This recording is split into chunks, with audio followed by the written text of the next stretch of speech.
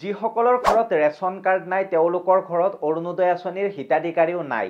এই কথাটো হয়তো সকলোৱে গম পায়। আৰু ৰেচন কাৰ্ড যিসকলৰ ঘৰত নাই, এতিয়া আপোনালোকে ৰেচন কাৰ্ডৰ বাবে আবেদন কৰিব পাৰিব। কেনেকৈ আবেদন কৰিব পাৰিব, কি লাগিব, তাৰপিছত আপোনালোকৰ যদিও ৰেচন কাৰ্ড আছে, কোনোবা পৰিয়ালৰ সদস্যৰ নাম যদি ৰেচন কাৰ্ডত উঠা নাই, কেনেকৈ সেই পৰিয়ালৰ হিতাধিকাৰী বা পৰিয়ালৰ সদস্যজনৰ নামটো আপোনাৰ ৰেচন কাৰ্ডত ভৰাব, এই সকলোবিলাক আজিৰ এই ভিডিঅ'তে জানিব পাৰিব। গতিকে ভিডিঅ'টো সম্পূৰ্ণ শেষলৈকে চাব, ভিডিঅ'টো স্কিপ নকৰিব। একেবাৰে গুৰুত্বপূৰ্ণ এটা ভিডিঅ'।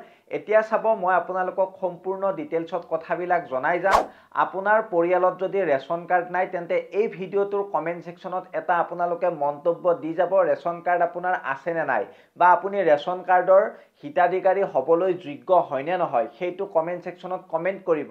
এতিয়া মই ডিটেইলছত আপোনালোকক ধুনীয়াকৈ বুজাই যাবলৈ চেষ্টা কৰিছোঁ, আপোনালোকে অলপমান মন দিব। যদি ৰেচন কাৰ্ড আপোনাৰ হাতত নাই, পাবৰ যোগ্য হেও, তেন্তে আপুনি চিন্তা কৰিব নালাগে। একেবাৰে মই সহজ সৰল ভাষাত আপোনালোকক সকলোখিনি কথা কৈ যাম।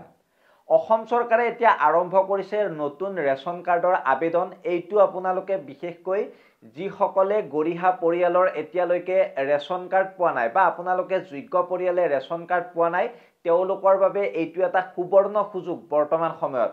আৰু এই কথা বহুতে হয়তো নেজানে। আবেদন আপোনালোকে কৰিবলৈ লাগিব কেইটামান সহজ নথিপত্ৰ, আৰু কি নথিপত্ৰ লাগিব, সেই নথিপত্ৰ কেইটা আপোনালোকে ৰেডি কৰক, অতি শীঘ্ৰে ৰেডি কৰক।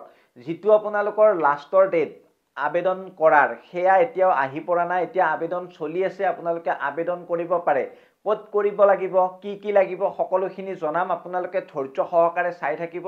এতিয়ালৈকে যদি আপোনালোকে লাইক এটা কৰা নাই ভিডিঅ'টোত, সকলোৱে লাইক এটা কৰি দিব। কি চাই আছে? এনেকুৱা ধৰণৰ ভিডিঅ' ইণ্টাৰনেটত কোনো আপোনালোকক সহজ সৰল ভাষাত নুবুজায়, এনে কৈ যাব। এতিয়া আপোনালোকৰ মেইন বস্তু হ'ব আধাৰ কাৰ্ড। যদি আধাৰ কাৰ্ড নাই, আপুনি ভিডিঅ'টো চাব নালাগে, ইয়াৰ পৰা উভতি যাওক। আধাৰ কাৰ্ডখন আপোনালোকক লাগিবই। আধাৰ কাৰ্ডখন আপোনালোকৰ অত্যন্ত প্ৰয়োজনীয়। তাৰপিছত আপোনালোকৰ গাঁও পঞ্চায়ত বা ৱাৰ্ড সদস্যৰ পৰা আপুনি ৰেচন নাই বুলি আপুনি প্ৰমাণ পত্ৰ এখন লিখি আনিব লাগিব। ৱাৰ্ড আপোনালোকৰ সদস্য কি বুজিছে নহয়? ৱাৰ্ড সদস্য হৈছে আপোনাৰ গাঁৱৰ মেম্বাৰ। সেই মেম্বাৰৰ পৰা লিখি আনিব। যদি আপোনালোকৰ গাঁওবুঢ়া নাই বা গাঁও পঞ্চায়ত নাই, বা আপোনালোকৰ যদি গাঁওবুঢ়া আছে, সেই গাঁওবুঢ়াই লিখি দিলেও হ'ব। তাৰপিছত আপোনালোকৰ ভূমি বা বিদ্যুতৰ বিল, আপোনালোকে য'ত বাস কৰে বা আপোনালোকৰ য'ত মাটি আছে, তাৰ মাটিৰ খাজনা ৰচিদ আপোনালোকৰ লাগিব। যদি মাটি নাই, তেন্তে আপোনালোকৰ লাইটৰ বিলখন লাগিব, কাৰেণ্টৰ যিখন বিল সেইখন লাগিব। মই স্পষ্টকৈ কৈ আছোঁ, বাৰম্বাৰ কৈ আছোঁ আপোনালোকক, আপোনালোকে এই বস্তুখিনি যোগাৰ কৰক। আৰু তাৰপিছত পৰিয়ালৰ ফটো লাগিব। সকলো পৰিয়ালৰ মানে প্ৰত্যেকজন সদস্যৰে পাছপোৰ্ট সাইজ ফটো লাগিব। তাৰপিছত আয়ৰ প্ৰমাণ পত্ৰ, ইনকাম টেক্সৰ প্ৰমাণ পত্ৰ, আপোনালোকৰ বছৰি ইনকাম 2.5 লাখৰ তলত হ'ব লাগিব। তাৰপিছত আপোনালোকৰ আবেদন কৰিবৰ বাবে ক'ত যাব আপোনালোকে, আবেদন কেনেকৈ কৰিব, অনলাইনত কৰিব নে অফলাইনত কৰিব? অনলাইনত কৰিব পাৰিব। অনলাইনত কৰাৰ বাবে মই স্ক্ৰীনত আপোনালোকক ৱেবছাইটটো দি দিছোঁ, rcms.assam.gov.in ত আপোনালোকে আবেদন কৰিব পাৰিব। তাৰপিছত আপোনালোকে যদি ভাবে মই অনলাইনত নকৰোঁ, মই অফলাইনত কৰোঁ, তেতিয়া অফলাইনত কৰিব খুজিলে ওচৰৰ খাদ্য যোগান কাৰ্যালয়ত আপোনালোকে গৈ কৰিব পাৰিব। আৰু যদি আপোনালোকে অনলাইনত নিজে কৰিব বিচাৰে, নিজেও পাৰিব। আৰু ওচৰৰ যিটো CSC চেণ্টাৰ, CSC মানে হৈছে কমন ছাৰ্ভিচ চেণ্টাৰ। এতিয়া মোক বহুতে সুধিব, কমন ছাৰ্ভিচ চেণ্টাৰ ক'ত আছে?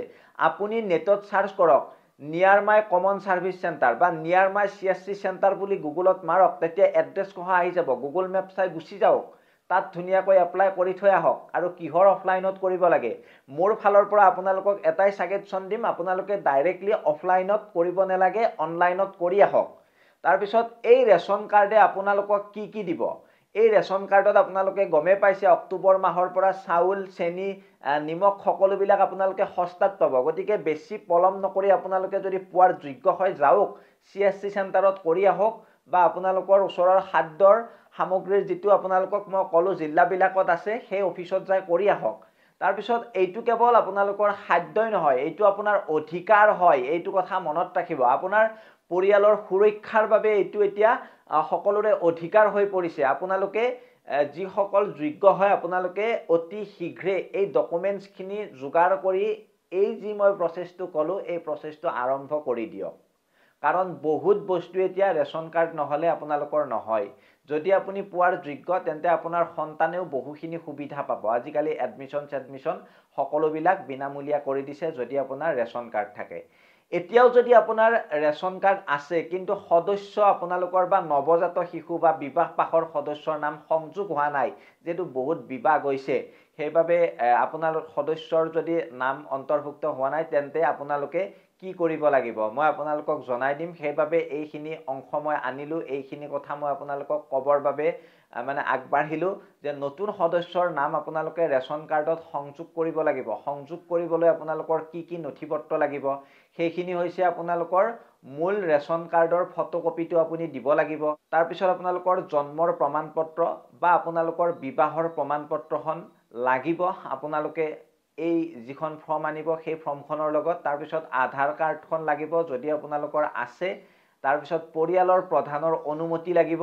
তাৰ পিছত আপোনালোকৰ আবেদন পত্ৰখন লাগিব, অৰ্থাৎ আপোনালোকৰ এখন ডি ফৰ্ম পায়, সেই ডি ফৰ্মখন আপোনালোকৰ লাগিব। আৰু ডি ফৰ্মখন যদি নাই আমাৰ হোৱাটছএপ গ্ৰুপ টেলিগ্ৰাম গ্ৰুপত জইন হৈ ল'ব, ধুনীয়াকৈ তাৰ পৰা লৈ ল'ব পাৰিব।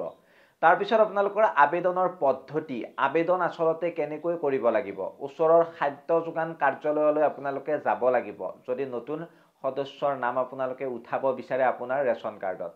আবেদন পত্ৰ সংগ্ৰহ কৰি আপোনালোকে পূৰণ কৰি সেইবিলাক যিবিলাক নথি আপোনালোকৰ মই কৈ গলো সেই নথিবিলাক আপোনালোকে সংলগ্ন কৰি জমা দিব লাগিব। আৰু 15 দিন বা 30 দিনৰ ভিতৰত আপোনালোকৰ নতুন নামবিলাক সংযোগ হৈ যাব। গতিকে চিন্তা কৰিব নালাগে, যদি নতুন সদস্যৰ নাম উঠা নাই উঠিব। আৰু যদি কাৰোবাৰ নাম কাটিব লাগে আপোনালোকে ধুনীয়াকৈ যিবিলাক আপোনালোকৰ নথিপত্ৰ সেই নথিপত্ৰবিলাক দি মৃত্যু যদি হৈছে কাৰোবাৰ বা নাম যদি কাটিব লাগে আপোনালোকে অফিচলৈ গৈ ধুনীয়াকৈ নাম চাম এইবিলাক কাটি লৈ আনিব পাৰিব। গতিকে এতিয়া আপোনালোকক আৰু মই শেষত কি ক'ম, আপোনালোকে এই ভিডিঅ'টোৰ কমেণ্ট ছেকশ্যনত কমেণ্টবিলাক কৰিব।